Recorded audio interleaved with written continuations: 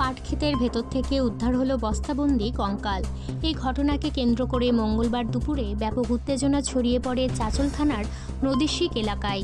এদিন স্থানীয় এক কৃষক তার ক্ষেতে পাট কাটতে গিয়ে কঙ্কালটি দেখতে পান। শিয়ালে দেহটির একাংশ বস্তা থেকে বের করে এনেছে। মুহূর্তের মধ্যে সেই খবর ছড়িয়ে পড়ে গোটা এলাকা জুড়ে চাঞ্চল্যের সৃষ্টি হয়। খবর পেয়ে ঘটনাস্থলে ছুটে আসে চাঁচল থানার পুলিশ। ঘটনাস্থলে আসেন চাঁচল থানার আইসি পূর্ণেন্দু কুমার কুণ্ডু ও মহকুমা পুলিশ আধিকারিক সোমনাথ সাহা। সোমনাথবাবু জানিয়েছেন, কঙ্কালটি উদ্ধার করা হয়েছে। মৃতদেহের দাঁত ঠিক রয়েছে।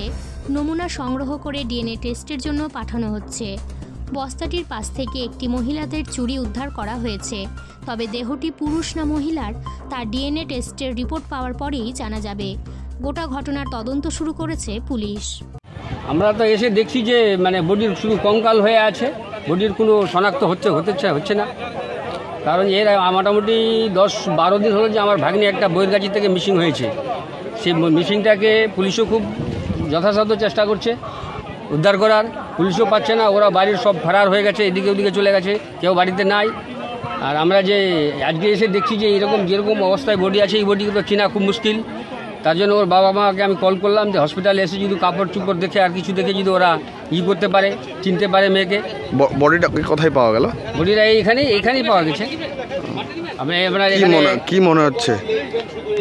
মনে কি হবে, মনে তো এটা তো মার্ডারই আছে, আর কি দেখা যাবে? এটা তো মার্ডারই আছে।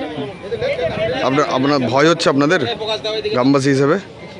ভয় আমাদের তো ভয় তো হবেই, গ্রামে হিসাবে ভয় হবে না কেন? এখন যদি বাড়ির পাশে একটা কোনো এরকম আশঙ্কা ঘটনা হয় তো যে কোনো মানুষের ভয় হবে। ভয় তো হওয়ার কারণেই, এটা তো কোনো সহজ ব্যাপার নয়। সহজ ব্যাপার হলে মানুষের একটু যদি অ্যাক্সিডেন্ট হয়েছে আর কিছু হয়েছে তখন মানুষ ছুটে যায়। যেখানে একটা বডি পাওয়া গেছে সেই বডিটাতে ভয় হবেই মানুষের। আপনারা কি চাইছেন এখন?